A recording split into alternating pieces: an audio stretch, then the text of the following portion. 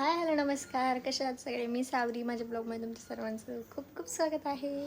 मी काल आणि परवा असे 2 दिवस लॉंग व्हिडिओ टाकले होते आणि त्याला थोडाफार चांगला प्रतिसाद तुम्ही दिलेला आहे आणि ह्यापुढं पण द्या. आणि मी आज लॉंग व्हिडिओ टाकणार आहे आणि ह्याला पण तुम्ही लाईक शेअर सबस्क्राईब. चला मग बघूया. पहिलं मला आता कपडे वगैरे धुवायचे आणि पहिलं म्हणजे आता खूप कमी कपडे, त्यामुळे मी हातानेच कपडे धुणार आहे. नाही तर आमच्याकडे मशीन पण आहे, पण एवढ्या कपड्यासाठी कशाला, माझं आणि फक्त डॉलीचे कपडे धुवायचे.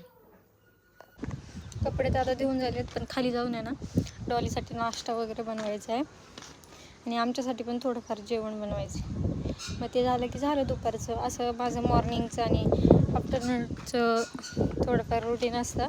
आणि डॉलीला वगैरे दुपारचं नंतर ती झोपली की मग ती काय 3 वाजताच उठते, त्याच्यामुळं तिला 3 वाजताच जेवण द्यायला. तुमच्या इथं पाऊस आहे का नक्की कमेंट करून सांगा. आमच्या इकडे तर 2-3 दिवस झाले खूप ऊन आहे. आता कपडे तर वाळायला घेतली. आता खाली जाऊया आणि पहिला नाश्ता करूया. आता मी खाली आलेत आणि आता फोडणीचा भात बनवते.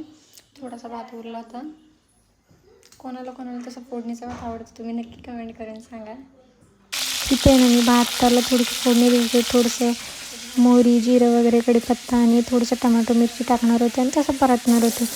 आणि मला आवडतो असा खायला. तुम्ही पण नक्की कमेंट करून सांगा तुम्हाला आवडतो का.